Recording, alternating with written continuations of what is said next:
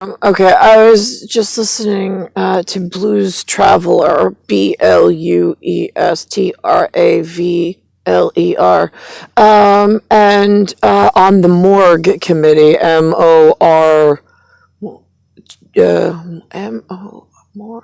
GUE, where like you turn like a grayish blue before you go in the meat locker. So now, if there's like cold storage holding on to ovaries, I am pretty sure the only, actually, I'm 100% sure the only ovaries that you're allowed to hold on to are my own, for certain. And that actually goes into a special process because it has a vat containment for measures, weights and measures of other tetragrammaton issues. But there is a gentleman, his name was Jerome J. Galucio. He lived in Wilston Park. I met, he said, like the first night that I went to go work, I worked at a place in Huntington Village called Joel's, Joels. It was a gourmet pizzeria with frozen yogurt, sort of salads and things. JJ was a pizza guy. He was my manager, so I met him. Shorter gentleman, very like heavy set. But if I could tell you his personality, he was so loyal. Like he was probably the most loyal person I have ever encountered on a semi long-term basis, being that it was my whole employment while I was working there. And also like most professional as well. Like he always kept, like he was the older brother, you know. I mean, he was, I think, 25. I was only like 15, 16 working my first job. And like he was kind of showing me the ropes of, like, again, like process, how to get in the food industry, because I had never worked in a kitchen and whatever. So, but like everything was, I was like, yeah, as soon as I get it down, I know, like, I'll know the ropes, but like whatever. But he was also like he was also a conversationalist too. Like he would talk through like the shift if it wasn't busy, of course, which towards the end of the night. But he was also a stickler for whatever, but not, but nice.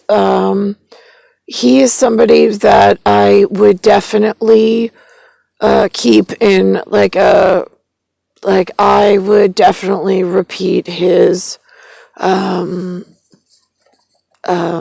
whatever tune he was tuned into. He was just a personality that just was really, really wonderful. He was a good big brother. He was a good dad, so I heard. He was a good dad to me. And let's think about this. But now what was weird was he had a wife, or he had a girlfriend at the time, Michelle. Is it Hartman? Yeah, I think it was Hartman, Hartman. He wanted me to go over to their apartment to meet with Michelle, which was weird. I was like, okay. He's like, well, I just want to know if I have your blessing. I was like, blessing for what? I was like, I really don't know Michelle. I was like, I can't. How do you want me to give you I can't give you a blessing. Like, that's up to you. You're the guy. I mean, you either like her or you don't. And he's like, right, it really is that easy for you. And I'm like, yeah, I mean, I don't have to date her. I mean, like, you know what I'm saying? Like, what more do you want from me? Like, I don't get it. But, like, because, like, I mean, I know in, like, some cultures and stuff, like, there's legend and whatnot. I mean, the whole process is totally broken. I mean, everybody's waited 42 years. If you want me to do traditional stuff, it ain't gonna happen until, like, something gets fixed, and there's no bar or key that's gonna work, because like if you hand me a piece of gold and I give it back to you, it doesn't mean that like something unlocked. I mean, it's just ridiculous what you guys have been doing. And the more dangerous you grow with more shit that you didn't know that now you found out, and I wish I would have known. Yeah, well, it was somewhere in my Mickey Sticker Club diary. I mean, it only goes one way. We're trying to fix. Let me think about this. Oh, and I was at Murphy's Law one night. The night I think Maria asked me to go meet her after work or something. I mean, it was weird because I'm like, really? You want to meet for a drink? She's like, yeah. I mean, I don't know. That's what people at work do. I was like, right, I forget. You guys go to work. I was like, no. I mean, again, real estate agents. We're independent contractors. It's like we're solo. I'm not used to like doing the, I don't know, like group thing, I suppose. I was like, really? You want to see me? I was like, yeah, all right. I mean, it was unusual, but sure. So whatever. So I went. She's like, you know where Murphy's Law is? I was like, no. She's like, it's a bar over by Tommy's old house. I was like, okay. So whatever. So I went. I met her. I think that's the night where I was waiting for her at the bar. There was some special process. I think a guy by the name of Michael Murphy showed up, but he sold sold commercial property through Prudential, like the big leagues and big bucks of whatever, of selling real estate on Long Island. Not like myself. Big difference. And let's think. He never offered me a position in his company or whatever. Let's think about this. He said, if I did, would you? And I said, well, you'd have to tell me how it works, and you'd have to show me around. I was like, is it like residential, or is it like totally completely different animal? Like, how does the process work? And he was like, I'm going to have to, get back to you on that. And then nothing ever works out. I don't know why. It's usually humans. I mean, I don't change and go anywhere. I'm still the same person. All right, now, Maria wound up coming in, and then we wound up going eating like hot wings or something. I don't know, whatever it was. And I think having one beer. She said to me, that's the night that she divulged to me that Tommy was working something national security. He had uncovered something and wanted her to talk to me about it so he didn't get in trouble at work. And she didn't get in trouble. And I'm like, what's that? And then that's when she was like, do you remember when we were little? Like, and then she's like, well, he says like there's something on my file or your file, like says that you poofed. I was like, what does that mean? Right. And she had to go through it because at that point, whatever science project I woke up in, it was not connecting. Like, I had no recollection of it. So I'm like, walk me through that. I was like, right, okay. And then she said, well, she's like, I have like a totally separate family than what was on record. And I'm like, what? And I'm like, okay, so I'm like, is Donna still your sister? Like Donna Mirza? I was like, you're still Maria Mirza, correct? And she's like, we're something called like an ovary, O-V-A-R-Y. I'm like, what does that mean? And she's like, I don't really know. It's kind of hard to define. And I'm like, right. I was like, okay. So now, I gotta think about this. So that was that. Like, it was the first time we really talked about it. Because I don't have access to like any kind of like paper, like what really happened in what order. Let's think about this. So we were at Murphy's Law in Holbrook, which is 11741 is the zip code, ZIPCODE. For special process and aerial on my side, since I'm the only one with special process. Let's think about this. I have a fraternal order twin, a male, a 7-hole for my 8-hole. I always have the records, and they're on my file, and they cannot be accessed, not even with paperwork, for other things while I'm separated from my from my human male.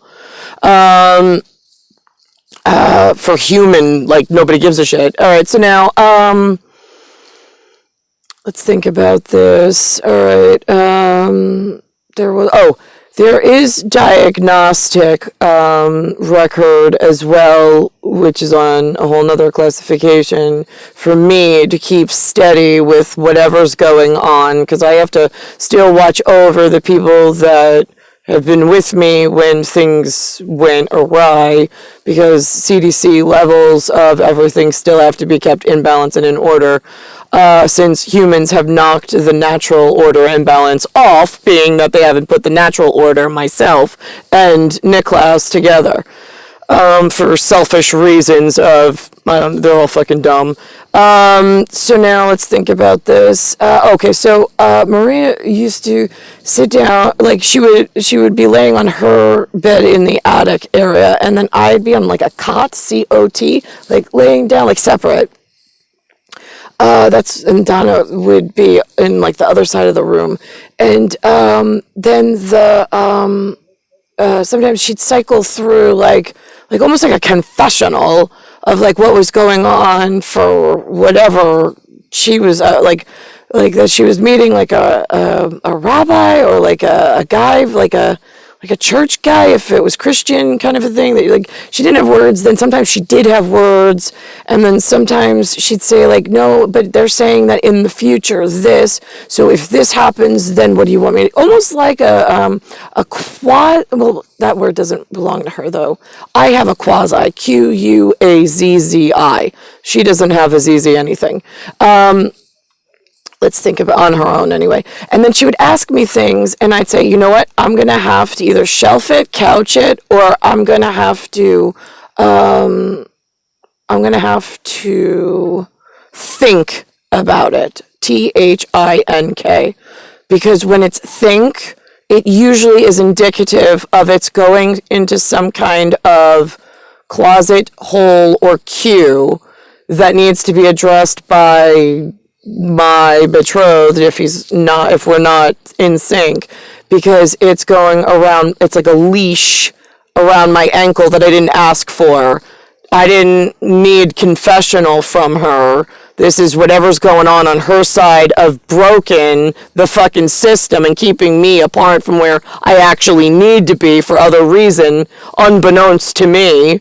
And I'm trying to find and fix my way through the process by doing some natural work and just confess to me, so this way I keep you at arm's length from this, and I can send whatever knows things elsewhere, with being kind of like an intermediate, and as quickly as rapid as possible, because I really don't need leashes to other things on my ankle that I didn't ask for. I didn't say I was going to fix, didn't say I was going to investigate to their benefit. I have to get myself into a natural order that I was born for, so other people don't get hurt. An individual is not my highest priority, other than the person that I need to be with. Other than that, you're in groups of, I gotta do my best, but it's no guarantees until my one situation is fixed. I mean, nothing's changed in 42 years on my part, and my part of natural order. All you've done is broken everything, researched it, learned too much, changed things, made it like your home, set it up for yourselves in a really dangerous fucking new, like, gaming system that you're not allowed in, because God only knows it smells you and it does not want some of you touching it. Like, oh my God. It's built for two. Myself and 8-hole, 7-hole. That's it. Until we get the linguistic part down with the spelling, and that's it. I mean, we already shedded everything and went into white light in order to try to make this a quick process. He was outside the room, and I'm like, he's like, right. I mean, it's like, if I told you I want to eat your face right now, I'm like, that sounds really creepy, but perfectly all right by me. I mean, you know what I'm saying? Like, that's him and I. Like, why the fuck is there so many years of humans and your fucking incessant need to come between us? Like, that's what you make fucking guns and bullets for. I mean, this is so fucking absurd.